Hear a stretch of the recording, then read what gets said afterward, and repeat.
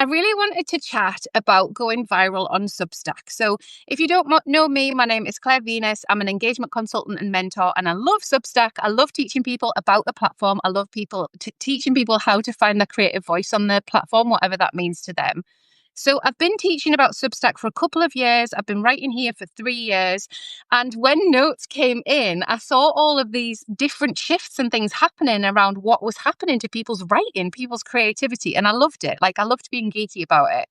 But since then, I feel like it's had a life of its own in terms of how it's made us feel and how it makes us feel in our nervous systems.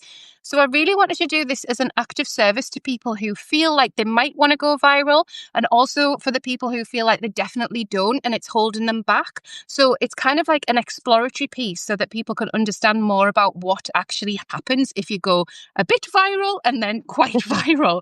So that's what we're going to get into today. So you're so welcome. You can type questions in the chat underneath and I'll try and keep an eye on those, and then we can get to some of those as we go on. But we're going to start with Kendall. Hi, Kendall. Hello. How are we doing? Yeah, I'm good, thank you. Good. Where are you today? So I am in the south of England, in a little, near a little town called Reading, which is not that far from London. I know, everybody else in the world gravitates, works out where everything is in regards to London. So I'm about 30 minutes from London on the train. So, in the south of England, it's roasting hot here today, which is not that usual for this time of year. So everyone is moaning about how warm they are. And I went into London today and the trains were a little bit all over the place. So I was panicking I wasn't going to get back for this, but I did. So that's all good. Oh, thank you for doing that. Yeah. So hop, skip and a jump to Paddington Bear, Buckingham Palace, all the good stuff. And then I am about 3.5 hours away on a train from Kendall on the Northumberland coast. So we've just been to the beach. And as soon as we got there, it was like, there's a front. So, the fog, it was coming in and we were like, okay. So, but all day people have been like, is it a bit too hot? I'm like, it could never be too hot. Like, I just love it because we live at the beach. So we can just go down there. So yeah, so that's beautiful. Well, okay. Well, hopefully you've got a glass of water and we can ask you things about Substack. Tell us about your Substack, Kendall, and your journey with Substack and how you've been using notes a little bit, and then we can get into your viral story as well. Yeah, so I'm a mindful gardening coach, and my life's mission, if you will, is to get more women in the gardening as a way to lower their stress levels, to bring them more joy, to give them a bit of headspace, a place to kind of ponder what they want out of life, because I think so many of us are all living our lives at 100 miles an hour, that very often we kind of lose sight of what it is that actually lights us up. So for me, the garden is a perfect place to do that. Certainly in the UK, something crazy 87% of households have a garden, and many of them are sitting unused because people don't know what to do with them, and it all just feels like another thing to have to learn. So my publication, The Seed, is really to kind of help you take those first steps into, trying out gardening, seeing if it's something that you like, if you've got an affinity with nature, if you feel like, you're constantly giving to everybody else, and you don't have anything that's really beautiful that's for you, and you want to create something literally right outside your back door that not only brings you joy but also supports you daily on in your well-being, and helps you to feel good. So yeah, so The Seed really is a kind of a first steps, if you will, into that. And it's a lovely judgment-free gardening community. I mean, there's a big gardening community over on Instagram, which I have a profile on. But for me, it feels a little bit sterile over there, whereas Substack, the community feels really supportive. And because I've been quite deliberate with my messaging, thanks to a lot of the work that I've done with Claire, I have really sort of found my people here on Substack. And, people that don't want to come on and show off about how great their gardening knowledge is. They just want to know how to bloody grow some plants, So so that's me in a nutshell, really. My post. Do you want me to talk about my post? Well, so I'm going to respond to all of that because it's just so beautiful to have that to land in. And I remember was it last year? It must have been last spring. I went to a podcast recording between Farah Storr and Emma Gannon, and Farah was talking about, so Farah is head of UK partnerships head of UK and European partnerships at Substack, and she was talking about how gardening, she felt like gardening was going to be the next best thing on the next big thing on Substack. And I was like, I could totally see that. And the reason that I could see it is the exact reason that you're describing, because we already care about our nervous systems. We already want to like explore how we feel in the world. So it's like gardening and writing together just feels like a perfect partnership. And also being in that garden space where we might have had some writer's block, or we might want to take our notebook out, or we might actually just want to do something else creative with our hands. And I just feel like it's like a perfect partnership for you to exist on Substack. I love it. Yeah, I think for me, like some of my best ideas come when I'm gardening, because I love writing because it kind of gets my thoughts out of my head. But when I am gardening, I just can like be in that space, that head space that my gardening gives to me. And then that is when I find that like the creative thing that I've made space for with my writing then has like space to land in when I'm in the garden, and I'm really kind of leaning into that space. So yeah, it's the synergies, for me, works amazingly well. And I think, it can be frustrating, can't it, if you're on a deadline or you've said you're going to keep to like a schedule on when you're posting your Substack, although, I don't really like lean into that. You can feel pressure, and actually getting outside just for like 10-20 minutes in your garden relieves some of that pressure and can then, get the ideas flowing again. So yeah, it's Yeah, really and I really connect to that. So I've definitely been in, because we've been here like at the cottage nearly 10 years now, and I've definitely been in that headspace where I see everything wrong.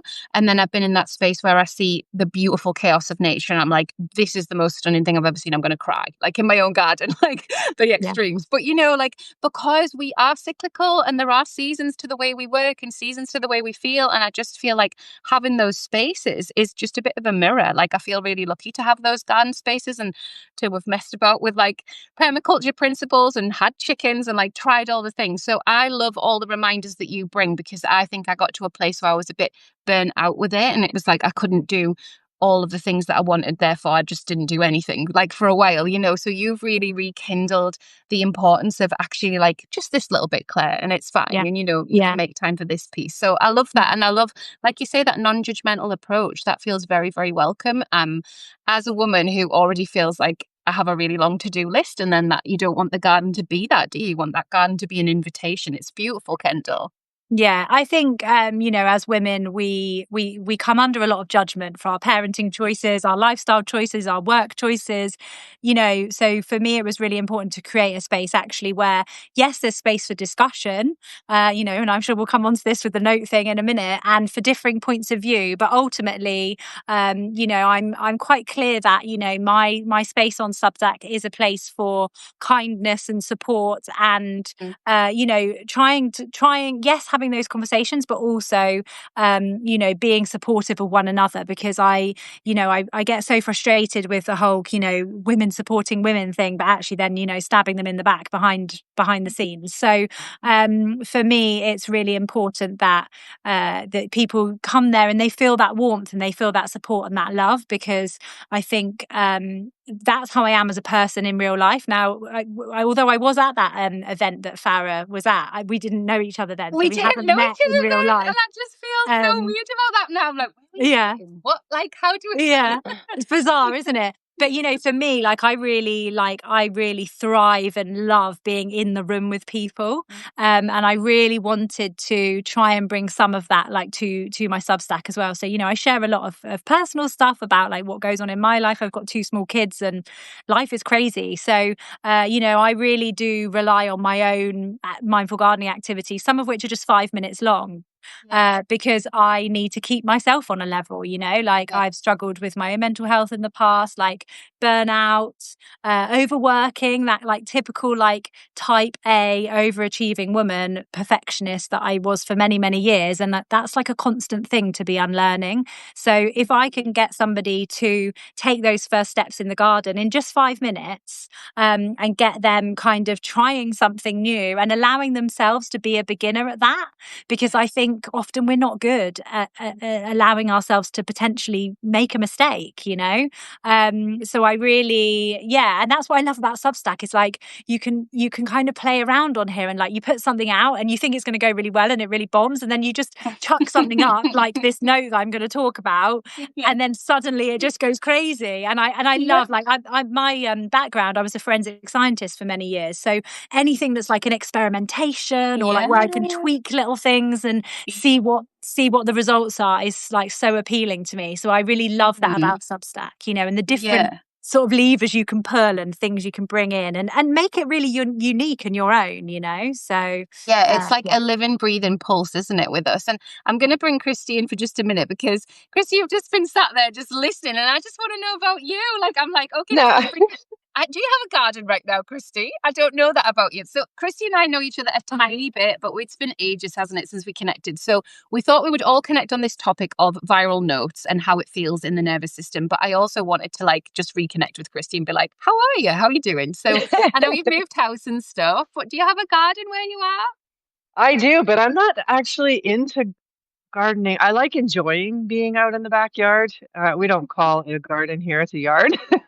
And I'm in does Canada. that mean that it's concreted, right? Because like in our mind, if you call it a yard, it's concrete, and then you might put a few pots and stuff about. Is that what it means, a yard, or No, here, in a garden? if we have a yard here, it's grass, and like my yard has some grass. It has a concrete patio level, then a grass level, and then a dirt like surrounding level where the garden stuff would be. Like gardening to us is like plants and flowers.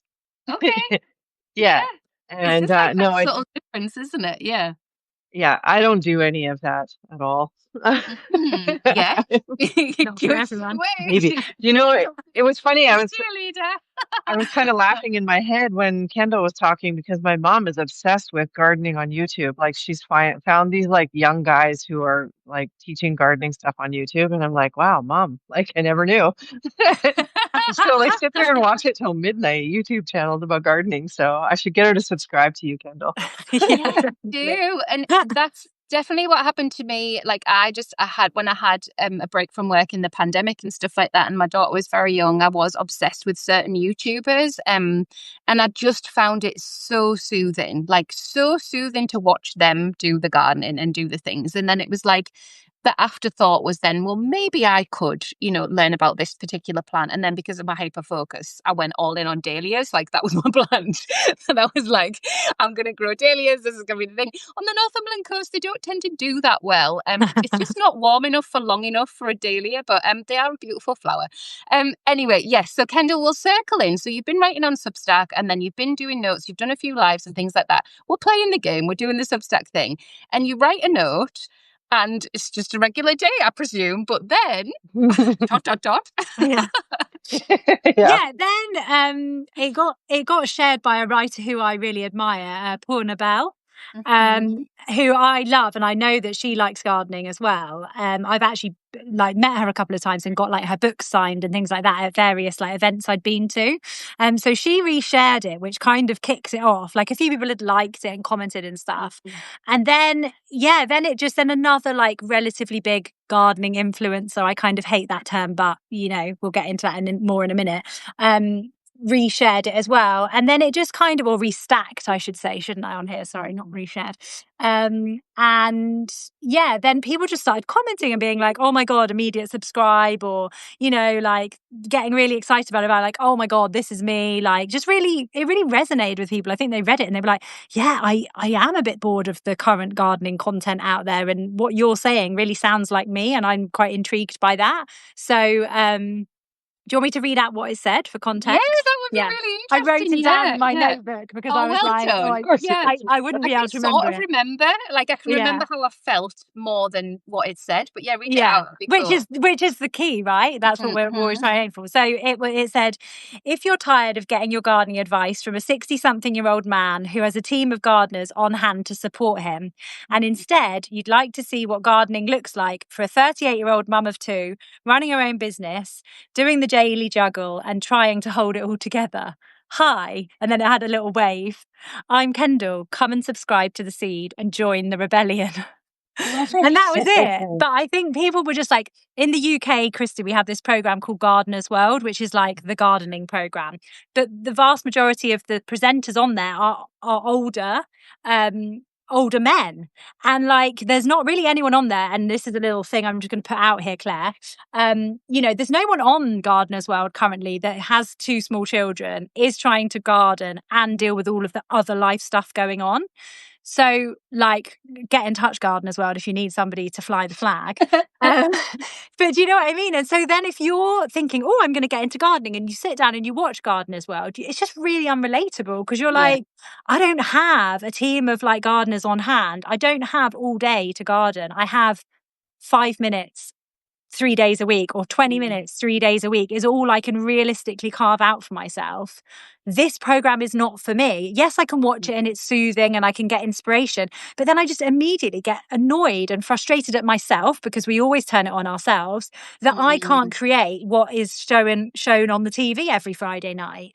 So that for me was like, I felt those frustrations, and I actually don't watch it anymore because it just used to irritate me so much that I was like, I want that, but I can't no one's showing me how to get that in the time and space that I have available. So then I was like, well, I'm going to create that.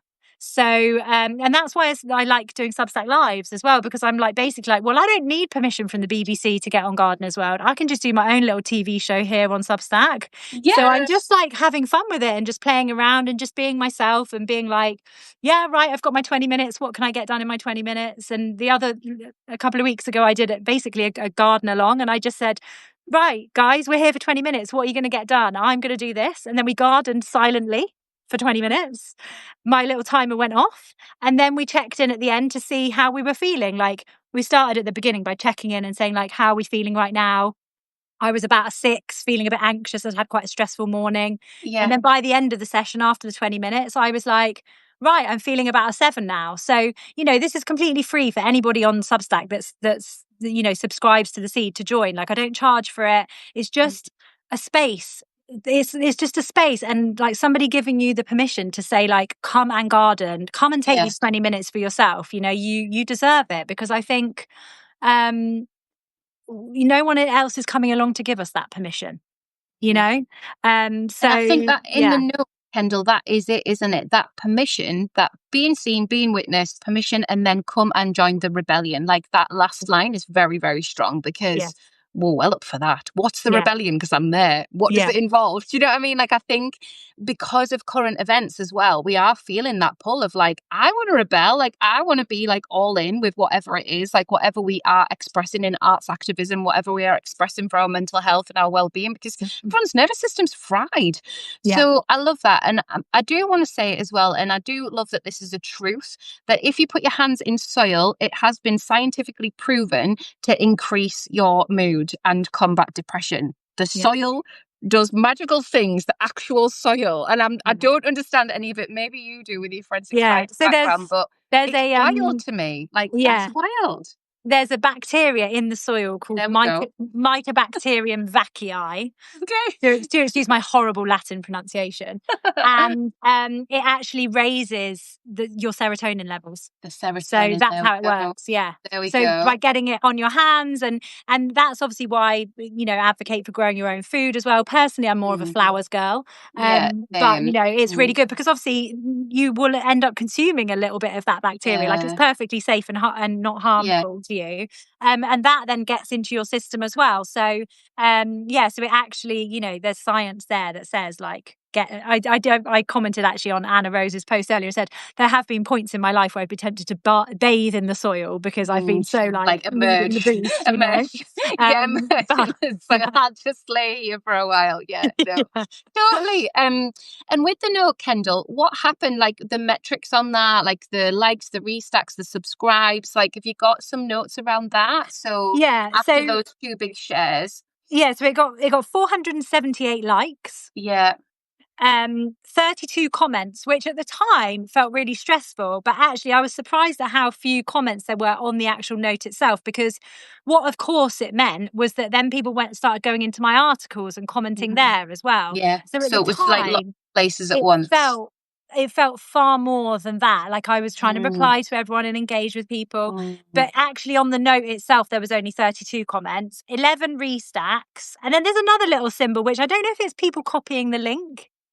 11 of those, whatever that was. There's like, when you look on the stats, there's like a funny little, it looks like a little arrow. They keep up. giving us more with the stats. I'm just looking at my laptop here now because, they do keep giving us more. We can ask. And then the little box with the arrow in it. Is it that one? Is that like saving the link to it? I think, like you can share it externally, I think, with that. I'm pretty sure. Well, so God knows what people did with that. Maybe. The box with the arrow. Yeah, that's forward it. Yeah. So copy link, send us message, embed note, share to Facebook, share to Blue Sky, share to X. Nobody's doing that. Okay. Yeah. That's what that is. Yeah. Okay, fine. So that's kind of another share metric then, isn't it? And so the total impressions were 54,218, which is just wild to me. Like in my little garden here in Reading, and then I'm just like typing on my laptop, and then suddenly 54,000 people are being influenced, or like seeing that. It's just like, wow. Yeah. And then it led to 911 free subs, which was like mad to me. I think I had like 300 subscribers before this note. And then it just went mad, and then it's like continued to grow, because obviously then I was like, let me tweak the wording slightly and see what else I can manage. Interestingly though, no paid subs, but I think that can't be right, because I think people then became free and then maybe upgraded on posts and stuff, but obviously that wouldn't track through the metrics, would it? No, unless they've paid from the note. But it's really interesting because I've just been launching the Joyful Growth to Bestseller Challenge today, and one of the things I speak about is people finding you and it being like 100% all in yes from the off to be paid is quite rare. It's usually they hang out for a bit, and so there's actually 3 types of people. There's the people that are like 100% yes, but usually they might have like met us at an event or subscribed to our Instagram or whatever's gone on. And then there's the people that hang out for a little bit, and then they're like, okay, I've got enough evidence now, know, like, and trust, I'm all in, this is really good, this is for me, I understand it. And then there's the people that just take longer and just like to hang out longer. So all of that amount of new people into your space is just a massive boost, isn't it? For them to say, that note is so related to what I like and what I'm about, and I recognize that all of this is going to be good for me, subscribe. Like, that's a very strong, for me, sounds a very strong subscribe rate. Yeah. So I was like, oh, wow, this is mad. But then, of course, you get the kind of like Twitters in your head that are like, oh, but now you've got all these people watching, and you start to be like, oh gosh, okay. It's a lot, like, all you feel that once. pressure, like of like, oh, I've got to deliver something good, or like, what if they then like start reading my stuff and think I'm crap, or like all of those kind of horrible like voices in your head. So so luckily at the time I was in your business mastermind, so I could be like, Claire, help me.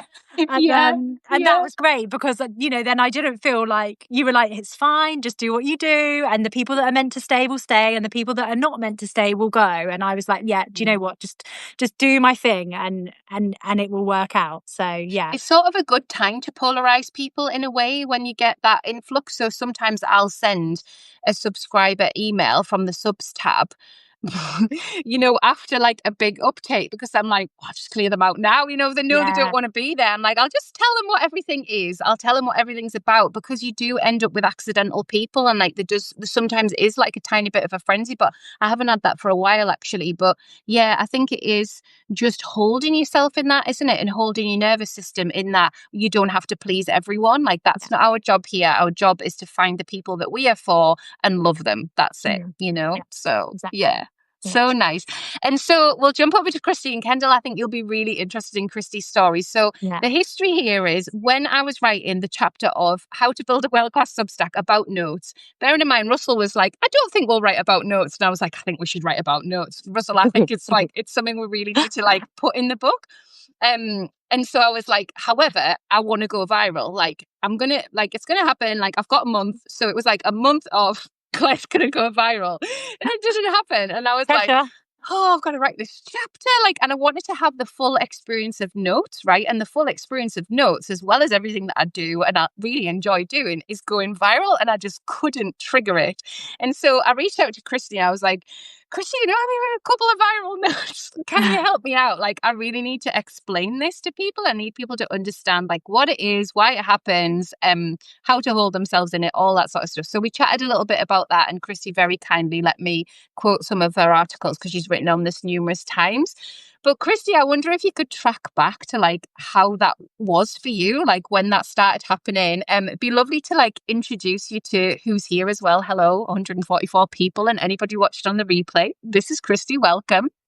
I know. I feel like I can't even follow up with Kendall. I have not that much to say about life.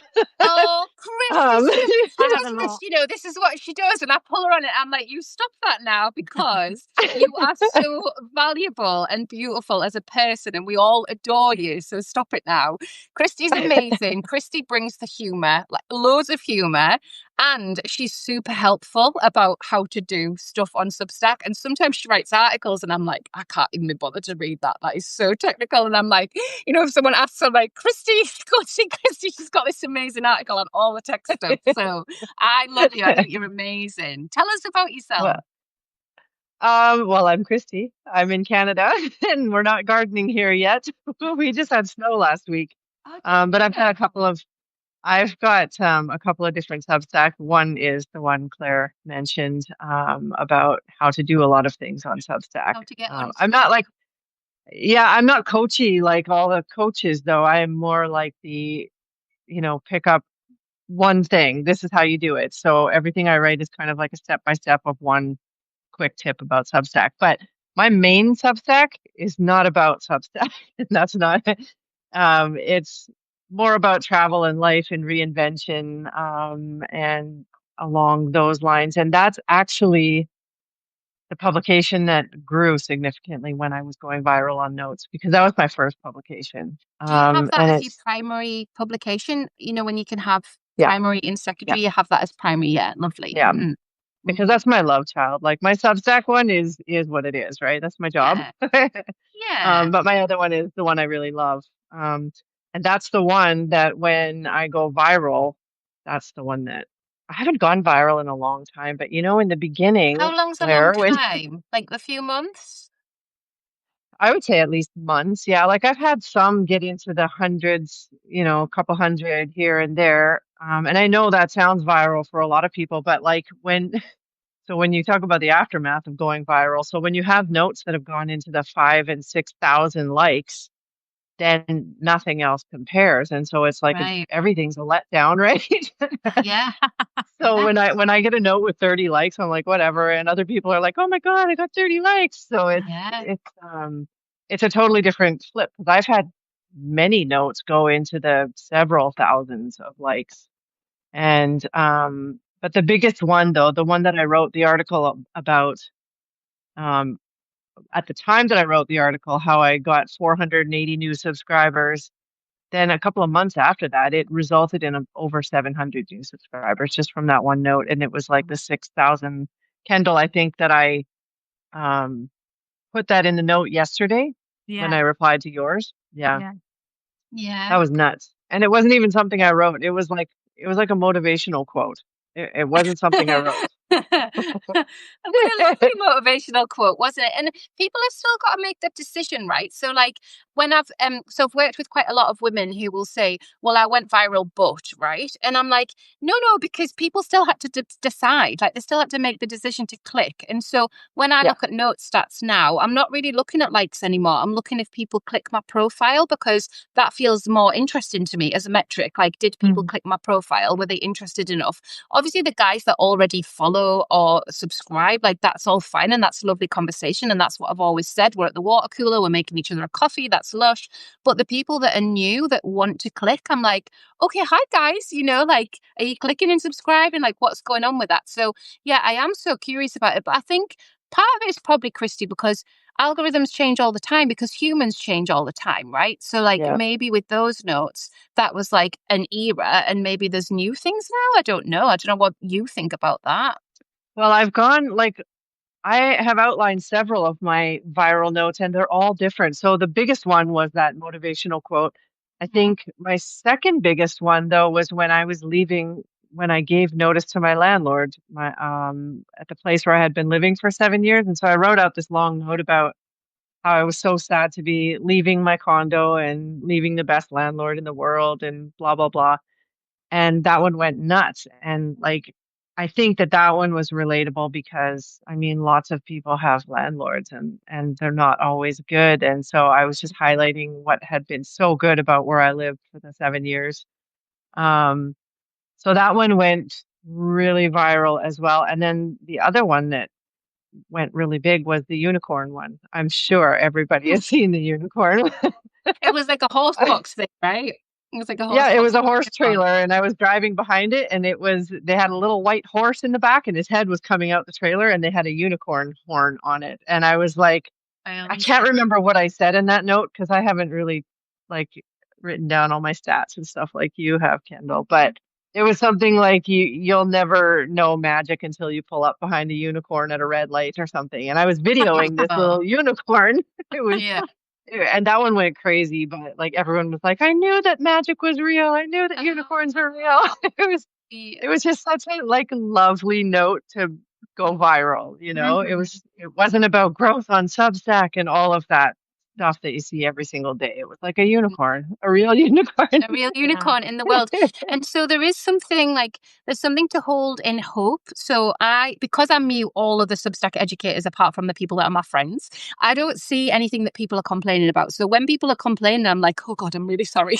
Like I think it's me. And then I'm like, oh no, there must be like swathes and swathes of people annoying everyone. Like I just don't know what anyone's talking about because everyone's muted. So my Substack Notes experience is just lovely. Like it's people like Kendall popping up on a live from our garden and like people talking about burnout and like just lovely things all the time. So I'll be really mindful not to just be on there all the time because I really like to read.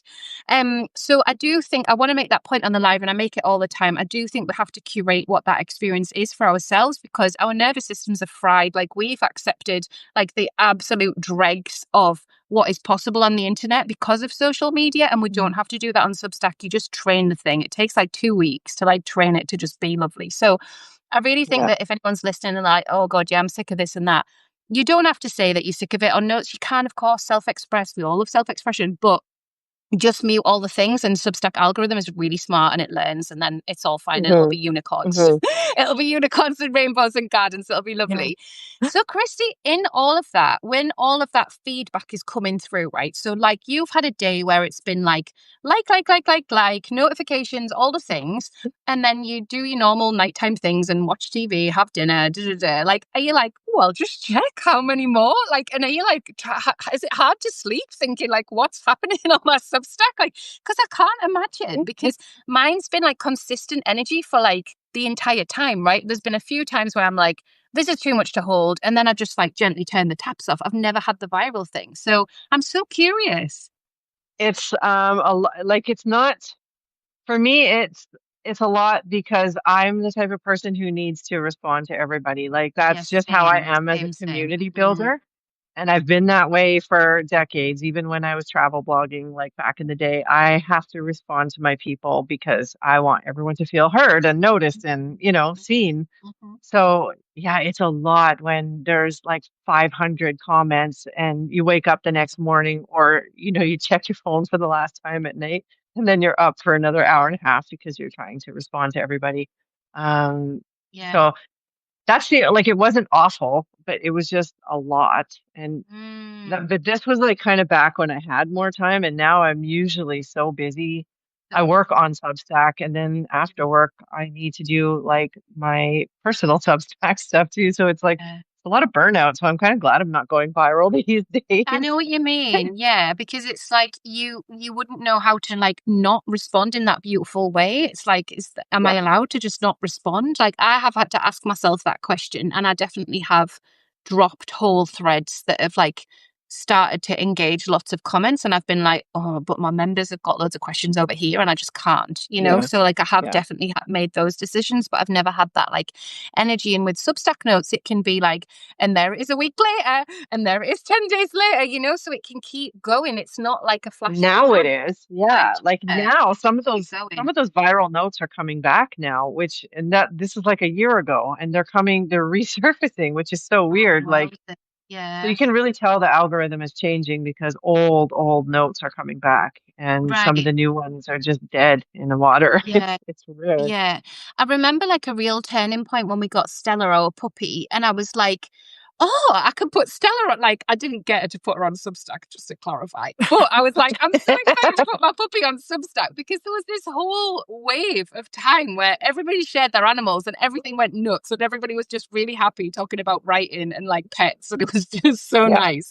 And it was like, yeah, like she did okay. Like she got like 100 or maybe 150 likes or something. I was like, it's a puppy, guys. Like, where have you all gone? You know, like I've lost my people. I'm into the sea of Substack. It just felt really strange. And then I remembered it's a computer, it's an algorithm, it's been programmed by the way humans interact, and humans don't have long attention spans usually. And we've been blessed with that on Substack in lots of ways because we have had longer attention spans and now our attention spans are fried. So I feel like I still love Substack and I say that all the time as a precursor, but I feel like our job as publication owners is to really get people to like calm down and read. Like, just, it's okay, guys, we've got time to read posts, maybe even 3 or 4 posts, like put notes down, put notes away, because we know what social media is. Like, we don't need any more of that dopamine.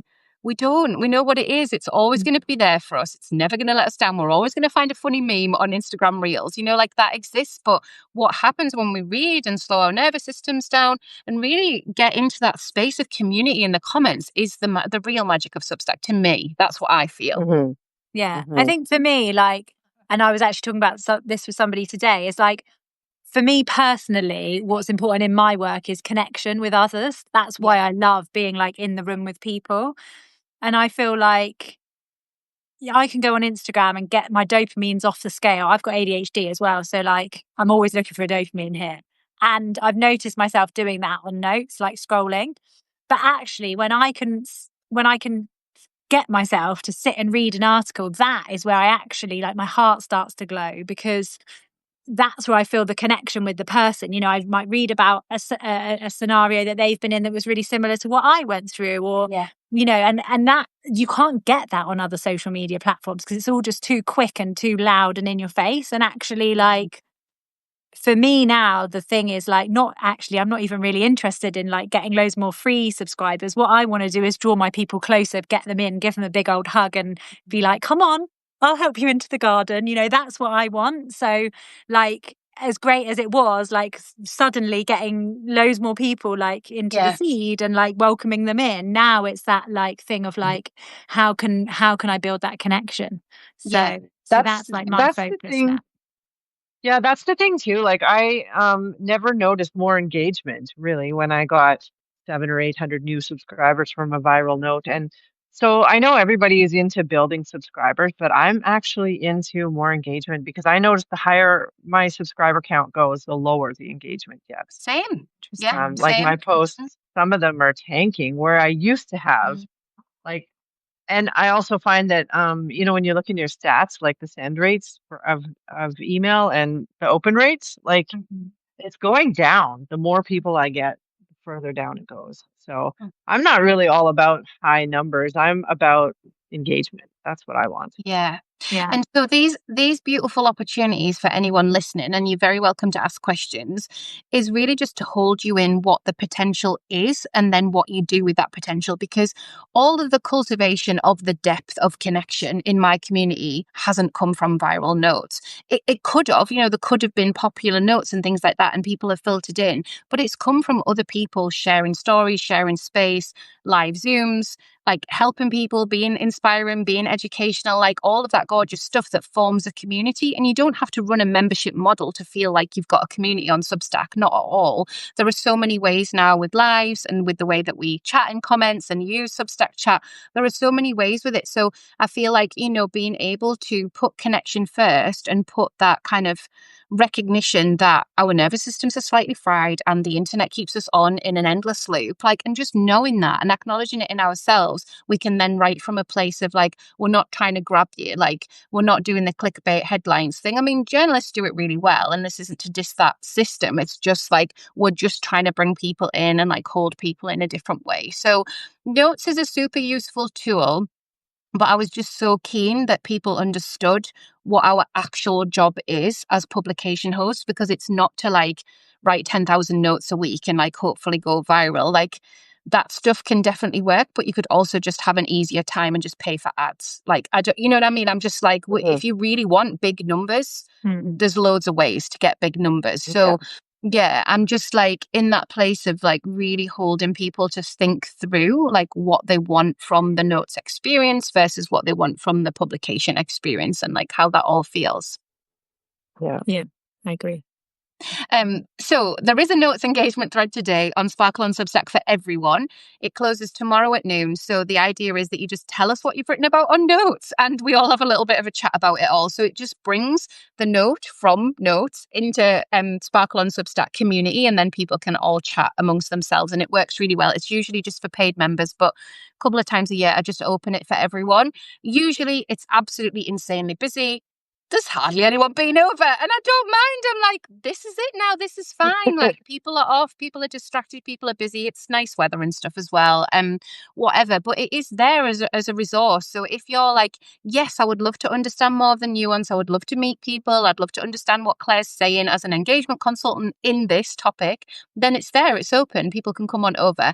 And I really want Kristi and Kendall, like before we finish, just to plug what they do on Substack, because they're both absolutely brilliant. And I'm so glad that I've met them. Me and Kendall are going to meet next week for tea in real life, which is going to be so nice. Kristi, maybe one day, like I'd love to come back to Canada. Maybe. You're welcome to come to the UK. It might happen, mightn't it? But yeah, you guys plug what you do so people know and people can come over and subscribe. Kendall, you go first, love. Okay, well, I think I already gave quite a good intro, but just you did. You were great. You were awesome. That was a big plug. Substack. Go and subscribe.